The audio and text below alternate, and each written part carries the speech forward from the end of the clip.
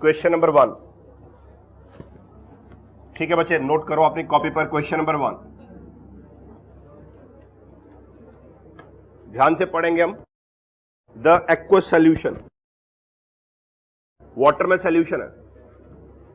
The aqueous solution that has, क्या लिखा गया, highest value of,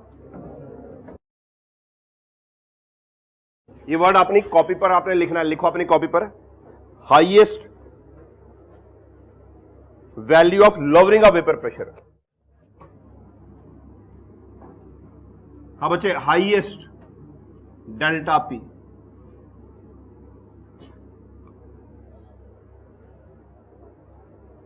highest pressure नहीं, वेपर प्रेशर नहीं, highest value of lowering of vapour pressure.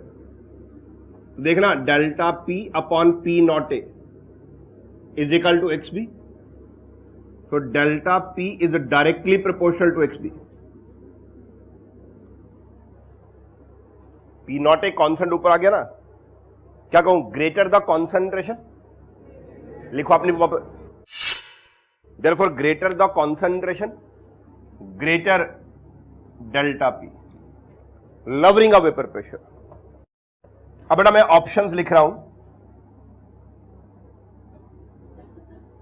बोलो पहला ऑप्शन क्या है, 0.1 मोलल, आगे बोलो, sodium phosphate.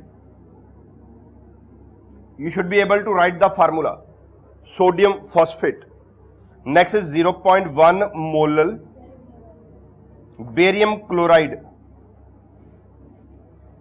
Next is 0.1 molal sodium chloride. And last is 0.1 molal glucose. याद करो, हम एक फैक्टर करते हैं, IS, I फैक्टर से मल्टीप्लाई करते हैं, ठीक है। बताएंगे sodium phosphate will produce how many ions, 4 ions. तो 0.1 इंटू 4, 0.4 मोलल हो गया ये inside solution. Next is 3 and 0.1, 0.3 molal हो गया है। Next is 0.2 molal, last is 0.1 molal. Glucose में आई फैक्टर 1 है, सोडियम क्लोराइड में 2 है, बेरियम क्लोराइड में 3 है, डाइल्यूट सॉल्यूशन में, सोडियम फॉस्फेट में 4 है। अब बताओ इनसाइड सॉल्यूशन किसकी कॉन्सेंट्रेशन सबसे ज्यादा है, greater the concentration greater lowering of vapour pressure. So answer will be A. A में कॉन्सेंट्रेशन सॉल्यूशन के अंदर सबसे ज्यादा है, नंबर ऑफ पार्टिकल सबसे ज्यादा है, सो highest will be the lowering of vapour pressure. क्या बता सकते हैं बोर्ड पर देखकर इन चारों में से किसका वेपर प्रेशर हाईएस्ट होगा? क्या आता समझ आपको? Vapour pressure highest glucose solution का होगा, क्योंकि इसमें डिक्रीज इन वेपर प्रेशर कम होगा और लोएस्ट वेपर प्रेशर इस सॉल्यूशन का होगा। चलते आगे, question number 2। Question number 2, 1% aqueous solution of calcium nitrate, 1% aqueous, लिखो अपनी कॉपी पर कैल्शियम नाइट्रेट। बड़ा, ये जो कैल्शियम नाइट्रेट है ना, ये साल्ट है, ये नॉन वोलाटाइल है। तो हमने क्या किया, वाटर में, एक्वस मतलब वाटर, वाटर में हमने साल्ट ऐड कर दिया। बताओ इससे क्या होगा, वाटर का बॉइलिंग पॉइंट बढ़ जाएगा, फ्रीजिंग पॉइंट कम हो जाएगा, वेपर प्रेशर कम हो जाएगा और ऑस्मोटिक प्रेशर क्रिएट हो जाएगा। ऑप्शंस पढ़ते हैं, has a freezing point 0 degree Celsius, less than 0 degree Celsius, 1 degree Celsius, 2 degree Celsius. बच्चे बेस्ट ऑप्शन आ जाएगा लेस देन, उसका फ्रीजिंग पॉइंट कम हो जाएगा, ठीक है ना, इसका freezing point less than 0 degree Celsius हो जाएगा। क्वेश्चन नंबर 4 लिखे अपनी कॉपी पर, number 4, 12 grams of urea, 12 grams of urea, urea non volatile. और याद करो, बताओ यूरिया एसोसिएट करता है, डिसोसिएट करता है या नॉर्मल बिहेवियर, है ना, normal behaviour. Is dissolved in 1 litre of water and 68.4 gram sucrose is dissolved in 1 litre of water. The lowering of vapour pressure of the first reaction is, but दोनों cases में आपको lowering of vapour pressure निकालना है। Del P upon P not A is equal to x B, second case में भी del P upon P not A is equal to x B.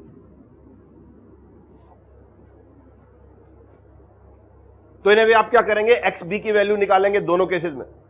मेरी तरफ देखो, बताओ दोनों सोल्यूशन वाटर के हैं, वाटर में पी नॉट ए की वैल्यू सेम होगी, ठीक है ना।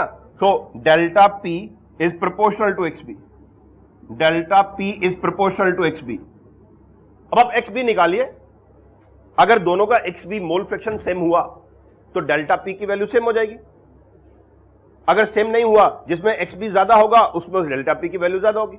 एक बार फिर क्वेश्चन पढ़ता हूं, लास्ट लाइन पढ़ रहा हूं। The lowering of vapour pressure, delta P निकालना, आपको बताना फर्स्ट केस का लोअरिंग सेकंड से बराबर है, ज्यादा है या कम है। तो हमें कैलकुलेट करना है mole fraction, N B upon N A plus N B. इस तरह भी वही लिख देता हूं, N B upon N A plus NB.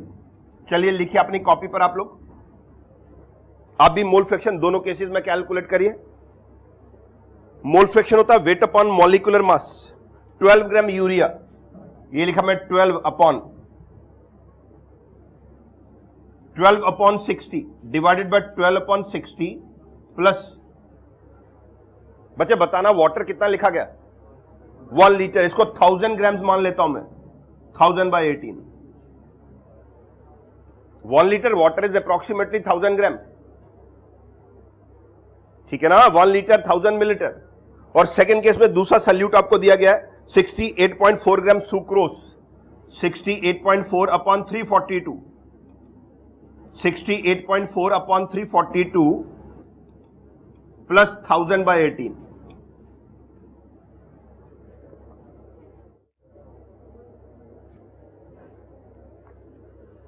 बेटा बराबर आ रही है दोनों की क्वांटिटी। देखो ये चला गया 5 से, ये भी चला गया 5 से, 1/5, 1/5 ये समझ आया 55.5। और इधर भी आ जाओ, ये भी बच्चे 5 से डिवाइड हो रहा है, 1/5, 1/5 प्लस 55.5। अब बोर्ड पर देखिए, बताओ दोनों की मोल फ्रैक्शन की वैल्यू सेम आ रही है या डिफरेंट आ रही है? इधर भी मोल फ्रैक्शन, उधर भी मोल फ्रैक्शन सेम आ रही है। बच्चे जब मोल फ्रैक्शन सेम होगी तो लवरिंग ऑफ वेपर प्रेशर भी सेम होगा, ठीक है ना। तो आप लिख सकते हैं अपनी कॉपी पर, this is for urea and this is for sucrose.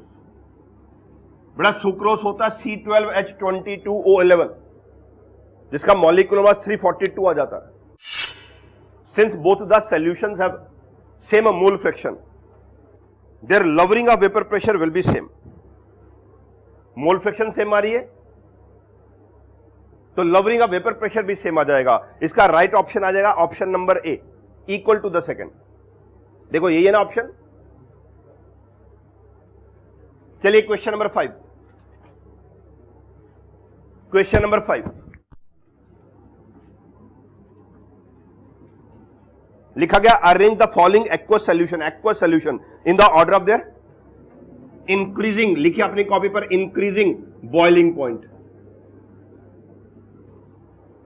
मतलब जिसका बॉइलिंग पॉइंट सबसे कम है उसको पहले लिखेंगे, जिसका बॉइलिंग पॉइंट ज्यादा उसको बाद में लिखेंगे। बोलो ए ऑप्शन क्या है?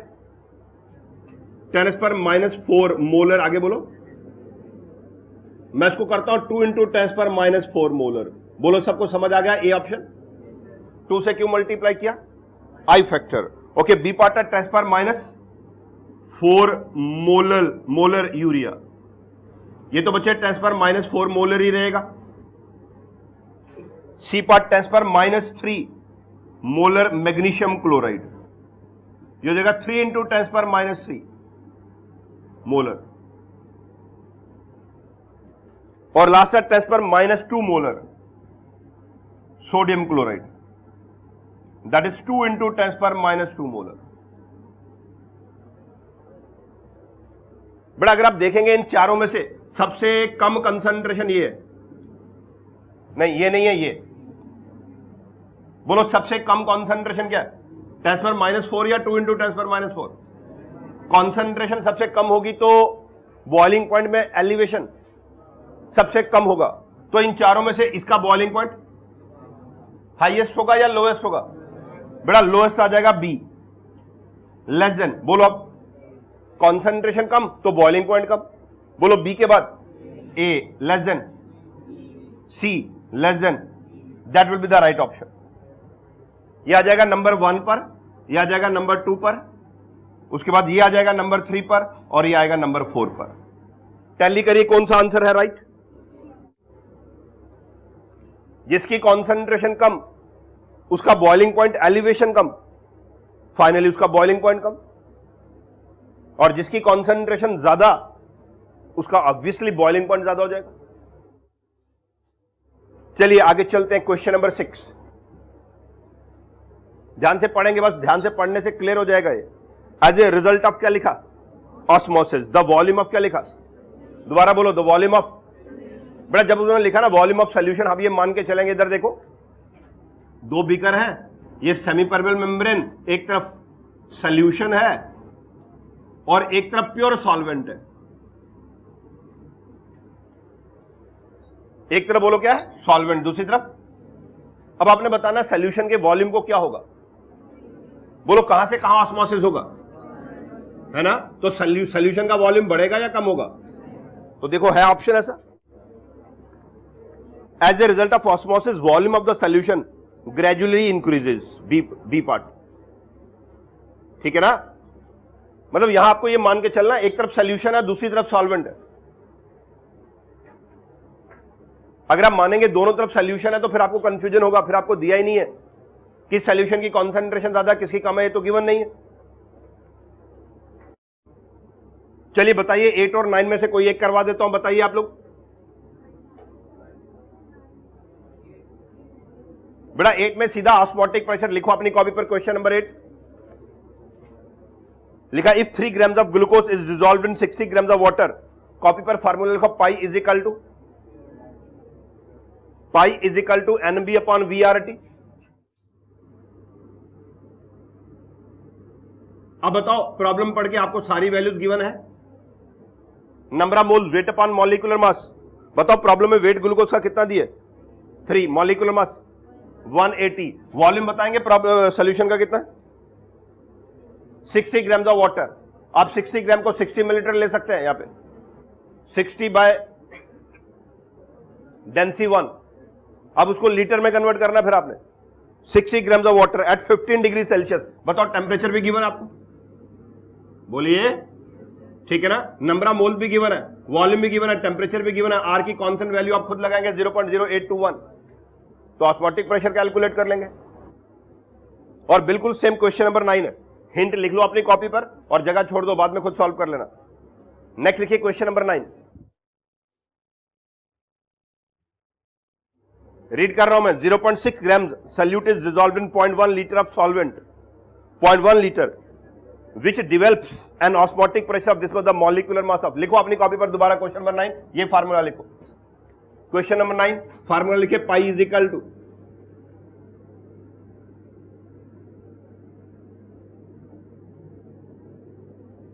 चलिए मैंने सिंप्लीफाई कर दिया, WB upon MB into 1 upon V into R into T, ठीक है।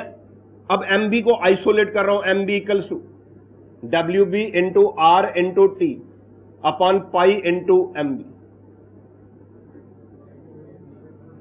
WB into R into T, sorry MB, हाँ, pi into pi into V, ठीक है। रीअरेंज कर दिया मैंने। चलिए प्रॉब्लम पढ़ के, क्वेश्चन नंबर 9 पढ़ के बताइए वेट ऑफ सॉल्यूट कितना गिवन है, 0.6, आर कांस्टेंट 0.0821, टेम्परेचर गिवन है, बताओ प्रॉब्लम में 27 plus 273 300 divided by pi, osmotic pressure भी गिवन होगा 1.23 एटमॉस्फेयर, मल्टीप्लाइड वॉल्यूम, वॉल्यूम भी बच्चे देखो गिवन है 0.1 लीटर। वैल्यूज पुटअप करनी है और आपको आंसर आ जाएगा। लेकिन याद रखना इस प्रॉब्लम में मेरी तरफ देखो, प्रेशर हमेशा आपको एटमॉस्फेयर में लगाना है, और आजकल कई बार ना बार में दिया होता प्रेशर, BAR बार, 1 बार और 1 एटमॉस्फेयर अप्रोक्सीमेटली सेम लिए जाते हैं आप, 1 bar is equal to 1 atmosphere. Volume हमेशा लीटर में लेना आपने, वॉल्यूम हमेशा लीटर में और प्रेशर हमेशा एटमॉस्फेयर में पुटअप करना है इस फार्मूला में। This is question number 9। Question number 10, चलिए आप लोग रीड करिए क्वेश्चन नंबर 10। चलिए, yes please. The concentration in, आगे क्या लिखा गया, ग्राम्स पर लीटर, स्ट्रेंथ होता है जिसे आप स्ट्रेंथ बोलते हैं, ग्राम पर लीटर स्ट्रेंथ याद करो, concentration in gram per liter of a solution of cane sugar 342 which is isotonic with a solution containing 6 grams of urea per liter. तो लिखिए अपनी कॉपी पर pi sugar is equal to pi urea. This is given. दो solution है, एक cane sugar है और एक यूरिया का, और दोनों आइसोटॉनिक है. ठीक है ना. Isotonic means yes pi is equal to यही है ना sugar pi C R T. Sugar is equal to C R T urea. चलिए मैं आर टी कैंसिल कर देता हूं. टेम्परेचर दोनों सोल्यूशन का सेम है. Therefore molarity number of moles of sugar upon volume of sugar, number of moles of urea upon volume of urea.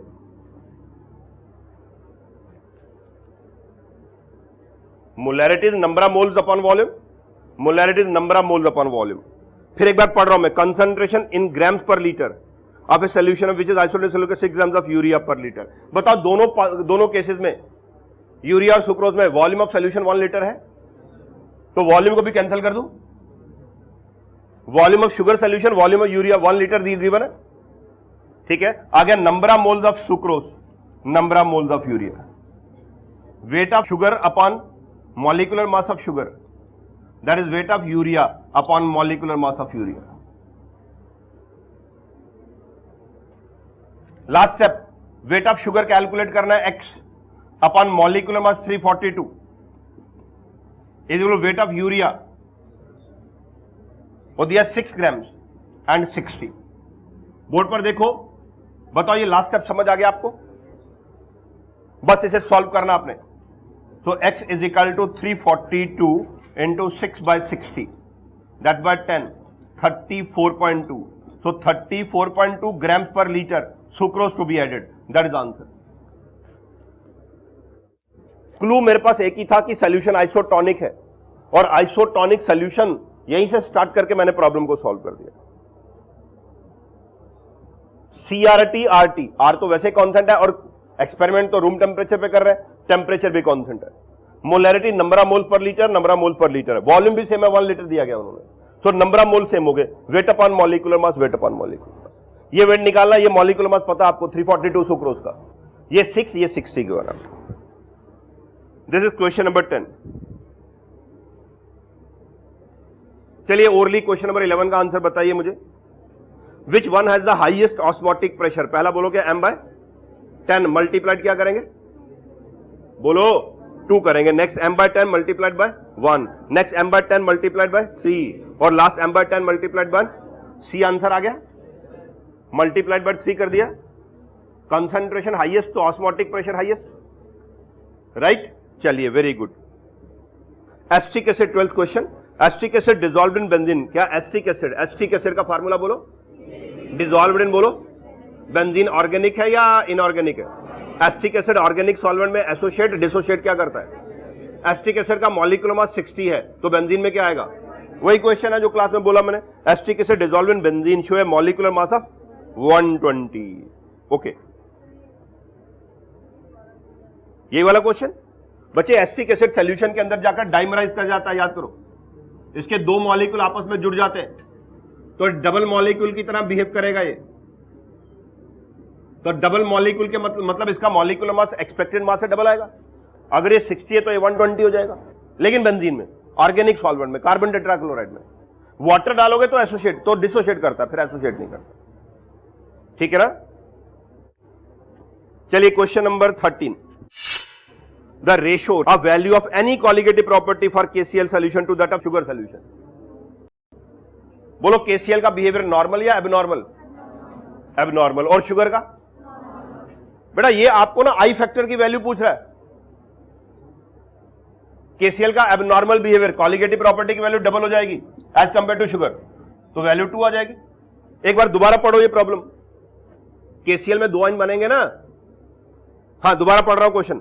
The ratio of value of any colligative property. बताओ KCl normal behaviour abnormal है ना. Ratio of abnormal colligative property to normal colligative property. बताओ क्या ये i factor नहीं है? अब normal colligative property upon normal colligative property, this is want of factor. तो आपको कहा गया वांट ऑफ फैक्टर्स केसीएल के लिए, अब इसलिए केसीएल 2 आइन बनाएगा, that is equal to 2 in dilute solution. देखो है आंसर 2, सी पार्ट आ रहा है। बताओ ना मुझे देखकर क्या क्लियर हुआ पॉइंट या नहीं? केसीएल में जो कॉलिगेटिव प्रॉपर्टी आएगी वो शुगर सॉल्यूशन के कंपैरिजन में डबल आएगी, क्योंकि केसीएल 2 आयन प्रोड्यूस कर देता है और sugar solution, urea solution ion produce नहीं करता। That's question number 12। अब बताएंगे 14, pressure cooker reduces cooking time because the heat is more evenly distributed. No, the higher pressure tenderises the food. ये कह रहा प्रेशर बढ़ाने से फूड जो है नरम हो जाता है। Next, the boiling point of water inside is elevated. ये ठीक है ना, बॉइलिंग पॉइंट बढ़ गया, खाने को ज्यादा गर्मी मिल रही है, बॉइलिंग पॉइंट बढ़ गया, तो जब आपने टेम्परेचर बढ़ा दिया रेट ऑफ एक्शन बढ़ गया ना, तो टाइम कम हो गया। तो इसका राइट ऑप्शन सी रहेगा। क्वेश्चन नंबर 15 कर पाएंगे अब आप खुद ही। क्वेश्चन नंबर 18 लिखिए अपनी कॉपी पर, क्वेश्चन नंबर 18, और ध्यान से रीड करके मुझे इसका आंसर बताइए। Which one of the following pair of solution can be expected to be, क्या लिखा? ए पार्ट बोलो 0.1 molar urea, 0.1 molar sodium chloride है आइसोटोनिक, बोलो 0.1 तो सेम लिख रहा है, लेकिन इसमें से यूरिया आयोनाइज नहीं होता, सोडियम क्लोराइड तो आयोनाइज हो जाता है। Next 0.1 molar urea, 0.2 molar magnesium chloride, no, 0.1 molar sodium chloride, 0.1 molar sodium sulphate, yes और नो? एक बना रहा 2 आयन, दूसरा बना रहा 3 आयन, लास्ट क्या 0.1 molar calcium nitrate, 0.1 molar sodium sulphate. बोलो आप पढ़ते समझ आ रहा है या नहीं? 0.1 तो सेम है, कैल्शियम नाइट्रेट के आयन बोलो 3 और सोडियम सल्फेट के आयन 3 से मल्टीप्लाई करना 0.3 हो जाएगा, ठीक है ना? So D option will be isotonic. Question number 21, the relationship between osmotic pressure at 273 kelvin, 10 gram glucose, 10 gram urea, 10 gram sucrose. लिखेंगे अपनी कॉपी पर 10 gram glucose, 10 gram urea, 10 gram sucrose.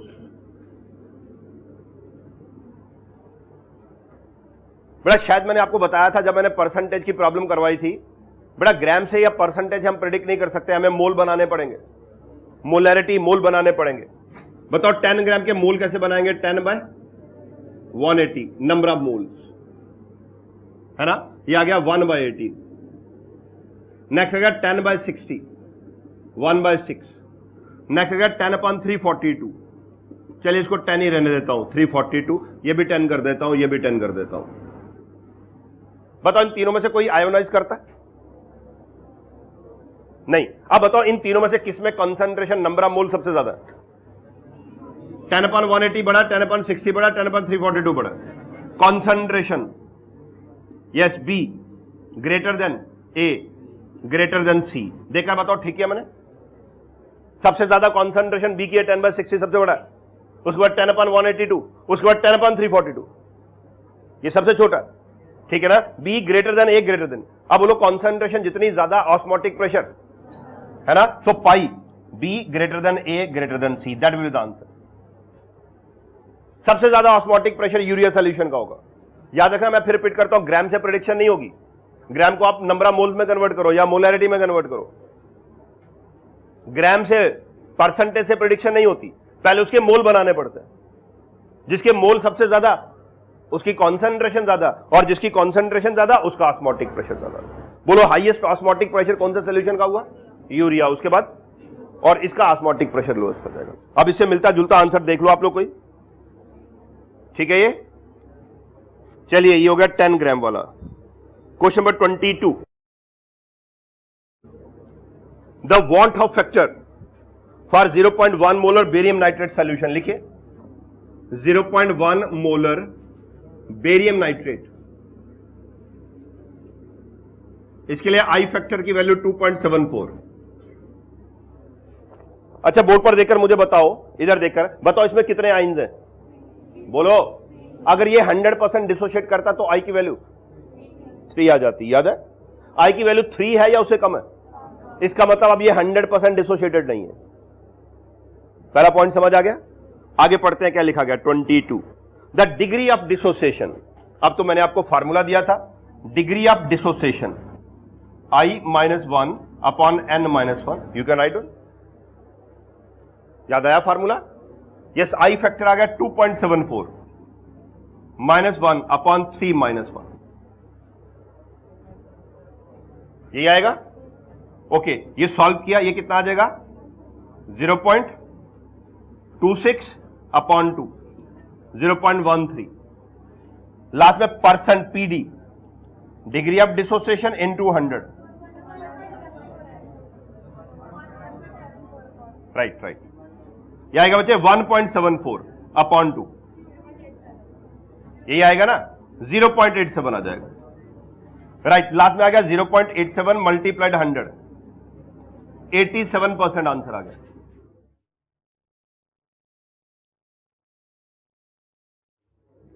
अब यहां होना चाहिए answer C 87%।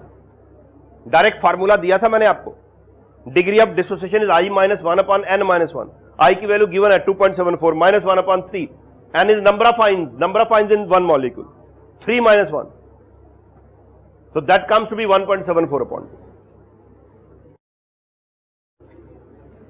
Question number 30 read कर रहा हूं। Pure benzene freezes at 5.3 degree Celsius. बड़ा वाटर की जगह ना इन्होंने बेंजीन ले लिया। Pure benzene freezes at 5.3 degree Celsius. आगे, a solution of 0.2 to 3 grams of phenyl acetic acid.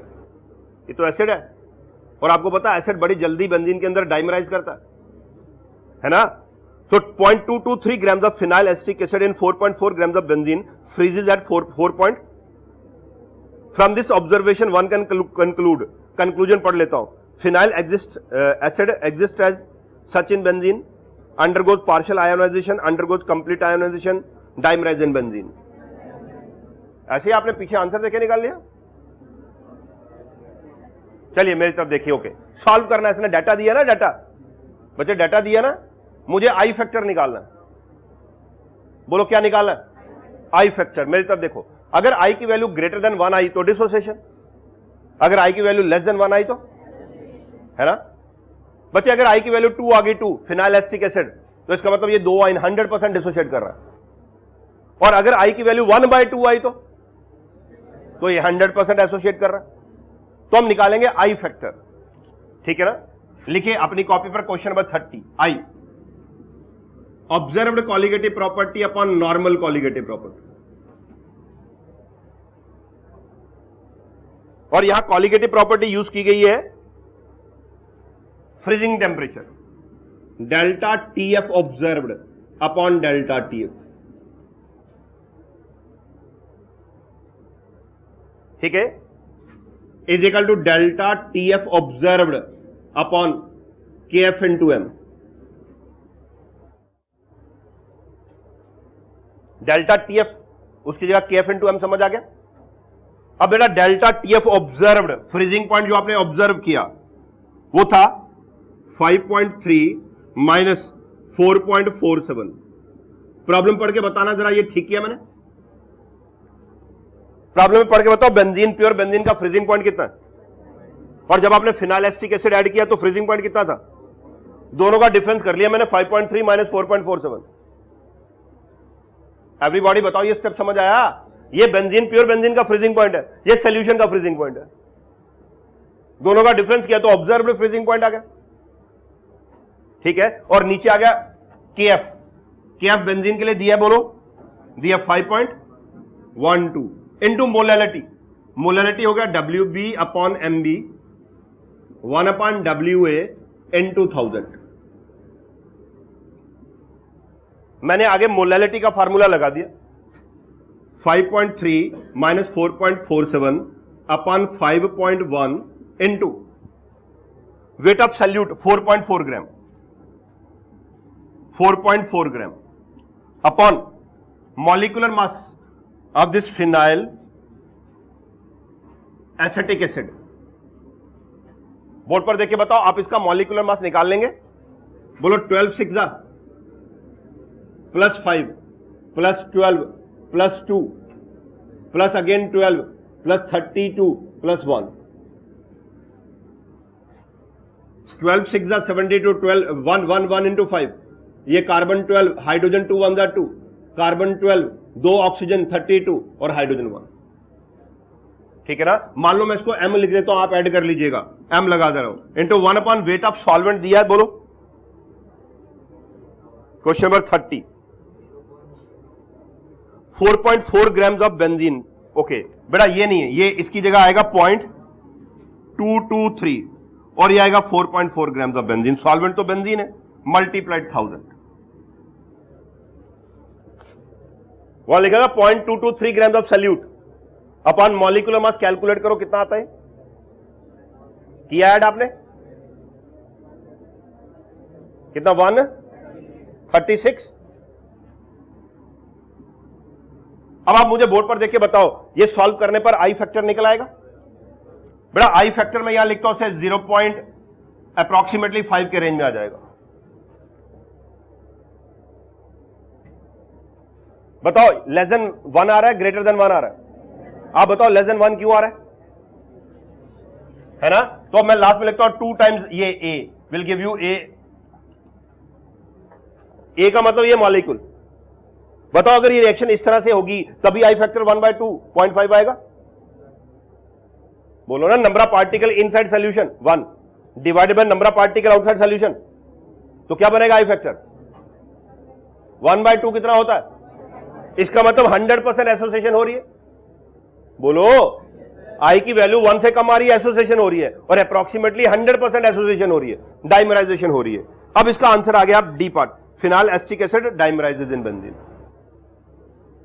वो तो ठीक है, हमें पहले ही पता था एसिड जो है डाइमराइज करते हैं, लेकिन उसको सॉल्व कैसे करना है।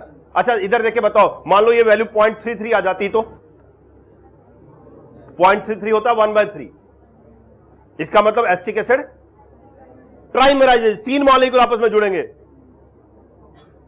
तभी तो वैल्यू 1/3 आएगी ना।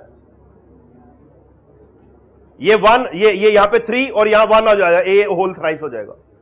नंबर ऑफ पार्टिकल इनसाइड 1/3, 1/3 तभी आएगा ना। बोलो ना मेरी तरफ देखकर, अगर ये वैल्यू बेटा 0.25 आ गई तो 4 मॉलिक्यूल आपस में जुड़ रहे हैं। ये भी बात समझ गए या नहीं? 0.25 इज 1/4, तो 4 मॉलिक्यूल जुड़ेंगे तभी ये वैल्यू 1/4 0.25 आए। This is how we have to solve this problem. Question number 32 लिखिए अपनी कॉपी पर 32।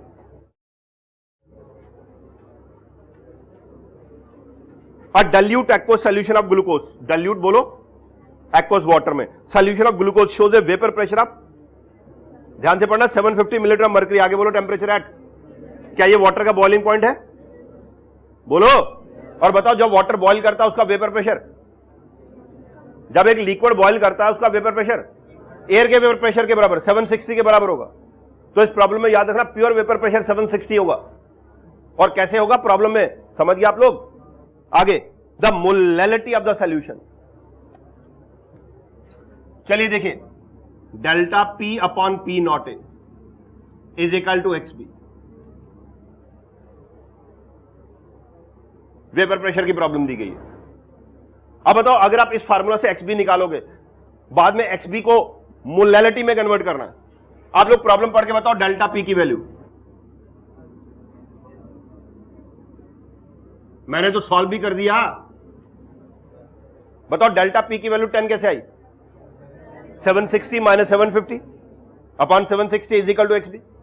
ये और ये बच्चे कैंसिल हो गया, X B is equal to 1/76। क्या आपको याद है एक्स ए कितना आ जाएगा फिर?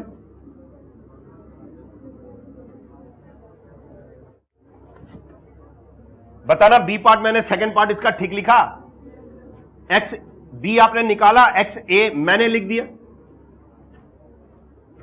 क्योंकि इन दोनों का सम कितना आना है। यहां लिखता हूं therefore number of moles of B is equal to 1/76, number of moles of A is equal to 70/75/76। जो मोल फ्रैक्शन वही नंबर ऑफ मोल। अब बताएंगे वाटर का molecular mass, so mass of water is equal to 75/76 multiplied 18। Please बच्चे बताना ये number of मोल से molecular mass कैसे बनाया मैंने? नंबर ऑफ मोल्स को मॉलिक्यूलर मास से मल्टीप्लाई किया, वेट बन गया, मास बन गया। मोल हमने काफी डिटेल में पढ़ा, बोलो यहां तक समझ आ गया? लास्ट स्टेप बताओ, बोलो यहां पे सल्यूट के मोल्स कितने और सॉल्वेंट का मास कितना है? तो मोलैलिटी निकालनी है, NB अपॉन WA इंटू 1000। बोलो यही formula. Number of moles 1 upon 76, weight of solvent 75 upon 76 multiplied 18 multiplied 1000। इसे सॉल्व करेंगे तो मोलैलिटी आ जाएगी।